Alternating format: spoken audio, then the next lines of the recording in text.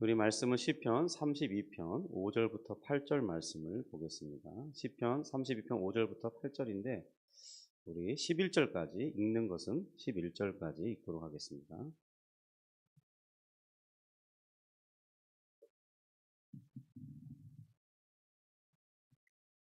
우리 찾으셨으면 우리 5절부터 우리 합독합니다. 내가 이르기를 내 허물을 여호와께 자복하리라 하고 주께 내 죄를 아뢰고 내 죄악을 숨기지 아니하였더니 곧 주께서 내 죄악을 사하셨나이다. 이로 말미암아 모든 경건한 자는 주를 만날 기회를 얻어서 주께 기도할지라. 진실로 홍수가 범람할지라도 그에게 미치지 못하리이다. 주는 나의 은신처시오니 환난에서 나를 보호하시고 구원의 노래로 나를 두르시리이다. 내가 내 갈 길을 가르쳐 보이고 너를 주목하여 훈계하리로다. 너희는 무지한 말이나 노새같이 되지 말지어다. 그것들은 제갈과 굴레를 단속하지 아니하면 너희에게 가까이 가지 아니하리로다. 악인에게는 많은 슬픔이 있으나 여호와를 신뢰하는 자에게는 인자하심이 두루리로다. 너희 의인들아 여호와를 기뻐하며 즐거워할지어다. 마음이 정직한 너희들아 다 즐거이 외칠지어다. 아멘. 집이 오래되다 보면 집 안에 있는 모든 배관들이나 설치되어 있는 시설물들이 이렇게 낡아지기 마련입니다. 특별히 우리가 조심해야 할 것은 상수와 하수 관련된 시설들인데요. 수도꼭지가 있는데 이게 좀 오래돼서 물이 한 방울씩 이렇게 샌다고 한번 생각해 보세요. 많이 새는 건 아니었어요. 그냥 한 방울 한 방울 이렇게 배관 한쪽이 새고 있는 거죠. 우리는 그 소리를 들으면서 고쳐야지 이런 생각을 하지만 그런데 뭐 그렇다고 당장 엄청난 어떤 무슨 많은 물이 흘러내리는 것도 아니고 그렇게 보내다가 그냥 내일 하지 뭐 이렇게 미루기 쉽습니다. 그러던 어느 날 밤 이 압력이 그 약한 부분을 타고 엄청 강하게 밀고 있기 때문에 더 이상 견딜 수 없는 배관이 터져버리면 온 집안이 물바다가 돼요. 또 요즘같이 복층으로 지어진 여러 층으로 구조가 된 그런 아파트나 이런 빌라 같은 곳, 또 다세대 같은 것도 1, 2, 3층 이런 곳 위층에서 터지면 밑에까지 물난리가 나서 엄청난 피해를 일으키게 되죠. 우리 그제서야 비로소 많은 손해를 보면서 기술자를 부릅니다. 여러분, 우리 죄도 이와 같은 속성이 있어요. 우리 죄가 우리 영혼을 이렇게 적시고 있다는 것을 양심을 통해 느끼는 거예요. 그런데 우리 마음속에서는 아직 버틸만 해요. 남들도 다 이 정도는 뭐 이렇게 세며 사니까 수리를 미룬 것처럼. 다윗도 그랬습니다. 그가 왕위에 있었어요. 형통했어요.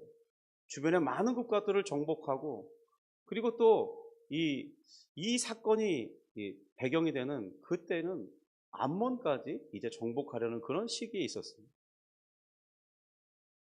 이 왕자의 권위에서 죄를 잘 덮은 것 같아요. 1년이라는 시간이 지났습니다. 그런데 오늘 본문은 그 미움의 시간이 끝나고 하나님께서 이 다윗의 영적 배관을 강제로 터뜨리는 사건이 일어났어요. 그리고 하나님은 빛 대신 자신 앞으로 나와서 다윗이 진정으로 사는 것이 무엇인가를 깨닫게 하시는 장면이 시편 32편입니다.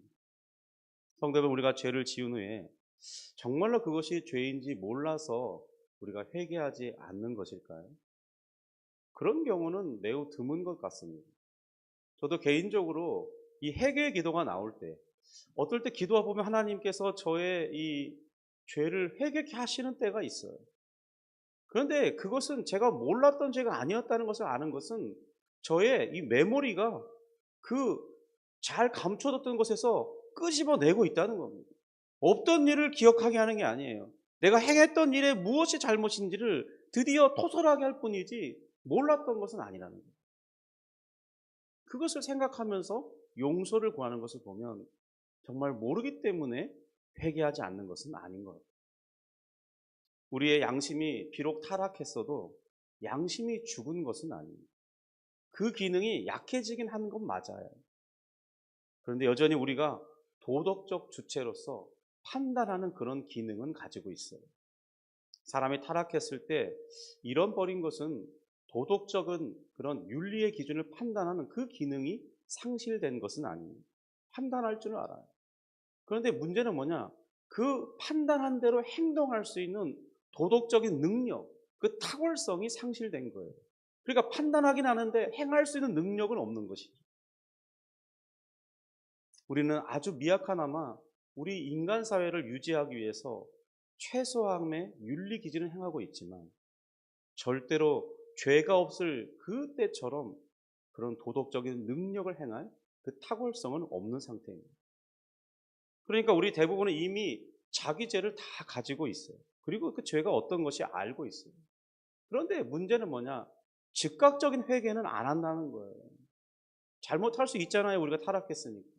그런데 회개하는 일만큼은 미뤄요. 잘못은 인정했다고 하더라도 행동까지 바꾸는 것은 쉽지가 않습니다. 과연 그 이유가 무엇이겠습니까? 사무엘하 11장 12장을 읽어보면서 그리고 오늘 시편 32편 그리고 시편 51편 같은 경우 말씀을 비교합니다. 왜냐하면 같은 배경이거든요.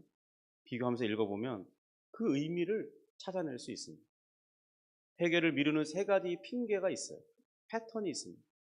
아직 안 들켰고 시간이 해결해 줄 것 같고 남들도 다 그 정도는 한다는 그 생각 때문에 우리는 미룬다는 거예요. 이 세 번째가 제일 문제예요. 내가 보니까 저 사람도 너도 나도 다 하는데 왜 나한테만 그런 회개를 하라고 하느냐, 그런 식의 논리가 내 마음에 작동한다는 거예요. 여러분, 우리 마음속에서 들려오는 내적 음성은 이 정도는 다들 하는 거 아닌가, 이런 희석시키려는 이 아담으로부터 물려받는 이 핑계의 심성이 그대로 작용하고 있어요. 다윗도 그랬던 것 같습니다. 그는 정말 영성이 탁월한 사람이었어요. 그는 3,000년 동안이나 사람의 심금을 울리는, 많은 사람을 위로하고 격려하고 하나님 앞에 나오도록 하는 이런 시를 남겼어요. 그 주옥 같은 시가 하나님의 성령의 감동에 의해서 기록된 말씀이기 때문에 이렇게 성경에 3,000년 동안 유지할 수 있는, 그리고 가장 많은 시를 쓰는 사람이었어요. 그래서 사도행전에서는 이런 다윗을 향해서 내 마음에 합한 사람, 하나님 마음에 합한 사람이라고 했어요. 그는 통일 이스라엘 왕이었습니다. 전쟁을 통한 통치 지역을 확장시킨 위대한 왕이었어요. 그러나 그런 다윗도 어떤 때는 죄를 숨기면서 이 버티는 기간을 보냈던 것입니다.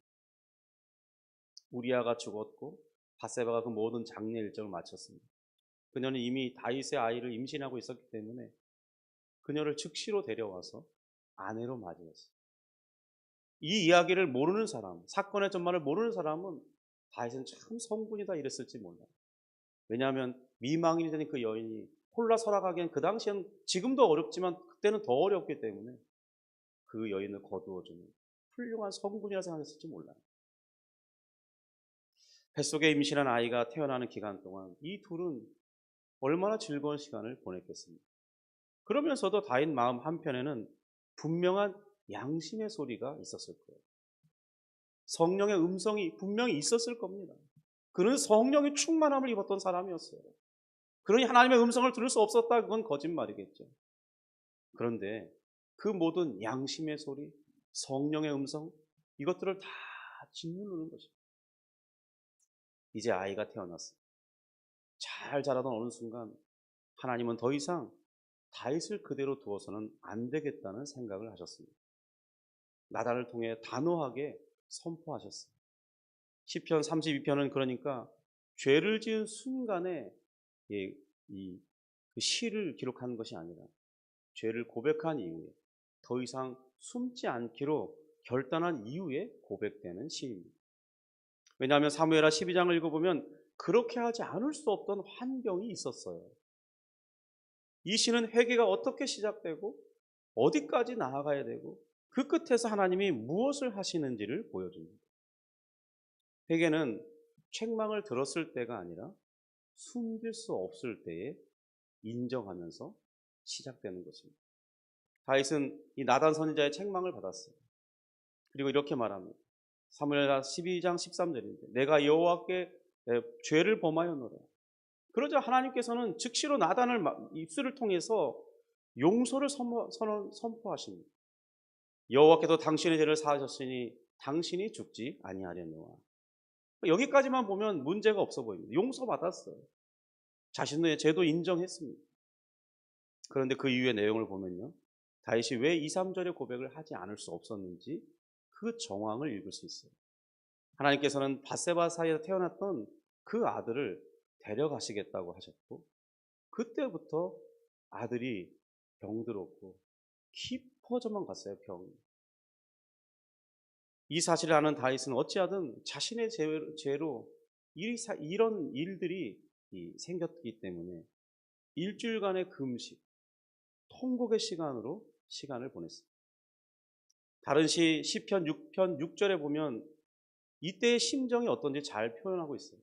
내가 탄식함으로 피곤하여 밤마다 눈물로 내 침상을 띄우며 내 요를 적시는.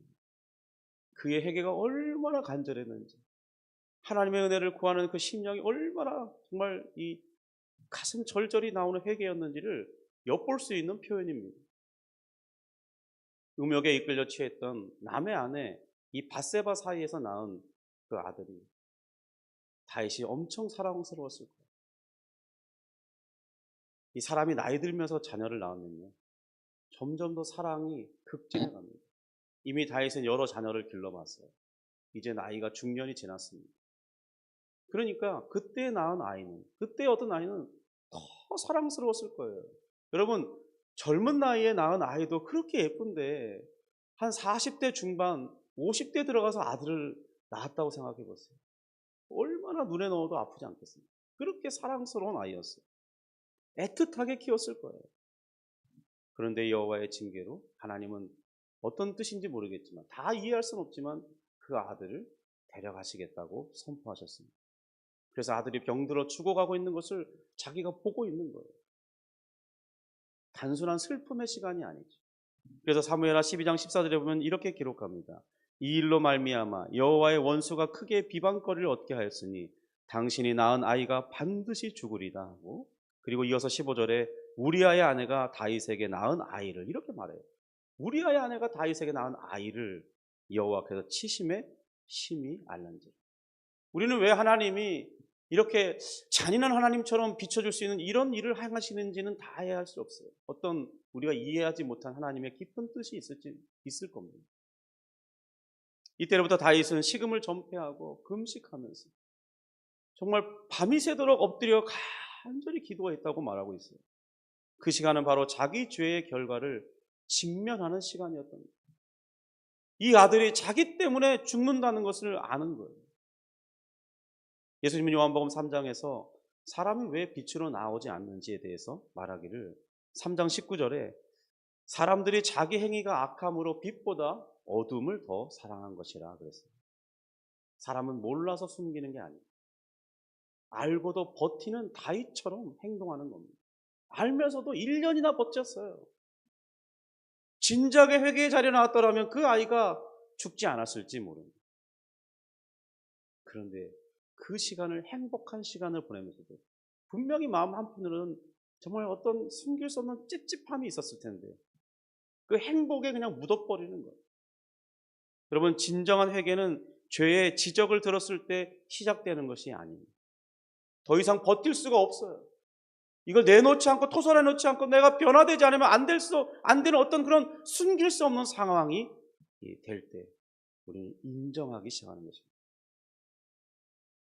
5절입니다. 우리 같이 읽어볼까요? 네, 5절. 짧기 때문에 제가 읽겠습니다. 주께 내 죄를 아뢰고 내 죄악을 숨기지 아니하였더니. 이 고백은 단순한 말의 변화가 아니라 태도의 변화가 있는 것을 보여줍니다. 내가 주님께 아뢰. 내 이 죄를 숨기지 아니할 거예요. 여러분, 여기에는 엄청난 태도의 변화가 있는 결단이 있어요. 하나님은 그저 죄의 설명과 나열을 원하시는 게 아니에요. 죄의 진정한 고백을 원하시죠. 주님, 제가 잘못했습니다. 주님, 제가 잘못했습니다. 핑계할 수 없습니다. 저는 죄인입니다. 용서하여 주옵소서. 그러니까 다시는 이런 죄 가운데 빠지지 않도록 나를 붙들어 주옵소서. 주의 성령을 제게 거두지 마옵소서. 그 간절한 회개의 마음이 요구됐던 것입니다. 그리고 여기서 본문 요한복음 3장의 말씀이 다윗의 삶과 정확히 겹칩니다. 악을 행하는 자마다 빛을 미워하며 빛으로 오지 않아요. 한때는 다윗은 이런 심령 가운데 있었던 거예요. 그가 빛으로 나오지 않았던 것. 빛 대신 하나님께 나오지 않았던 이유는 그가 악을 즐겼기 때문이에요. 다윗이 끝까지 죄를 숨겨려 했던 이유는 분명합니다. 빛 앞으로 나오면 모든 것이 다 드러나는 줄 하나님을 경험한 사람은 더 잘 알아요. 하나님이 어떤 분인지, 어떤 사랑의 하나님, 어떤 거룩한 하나님인지 아는 사람은 그걸 더 잘 압니다. 그래서 거기에 나오면 어떻게 대해야 될지 알아요. 자신의 모든 치부를 다 드러면서 진정한 회개를 하나님이 받으시기 때문에 이 인위적으로나 숨기면 가짜로 할 수 없어요. 예수님은 요한복음 3장에서 사람들이 빛보다 어둠을 더 사랑하는 이유를 자기 행위가 악하기 때문이라고 했습니다. 여러분, 현대 영화에 등장하는 이 뱀파이어를 한번 생각해 보세요. 그들은 빛을 싫어합니다.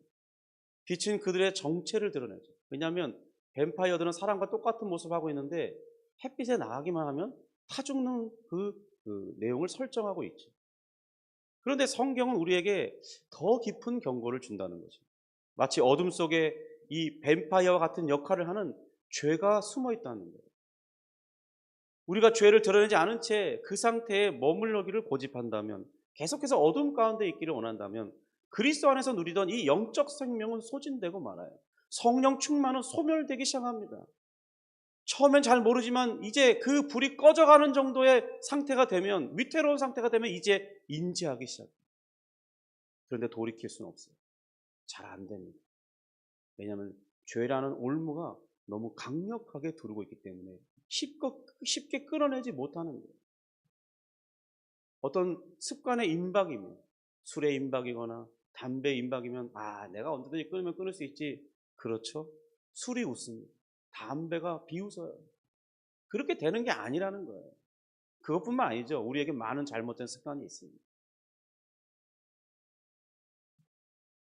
우리는 죄에게 집어삼켜져서 이리저리로 끌려다니는 그런 삶을 살게 되는 거예요. 마치 영화 속에서 밤에 돌아다니는 이 사람이 위험한 것은 뱀파이어의 사냥감이 되기 때문입니다.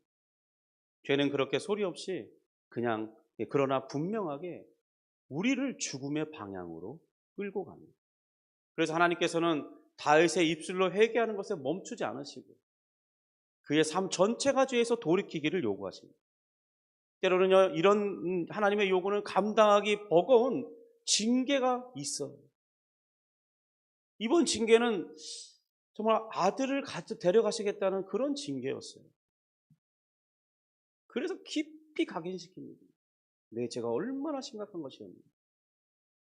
물론 영화의 비유에 한계가 있겠습니다만, 그러나 사도 바울은 이 영적 현실을 에베소서 5장 10절에서 분명히 말합니다.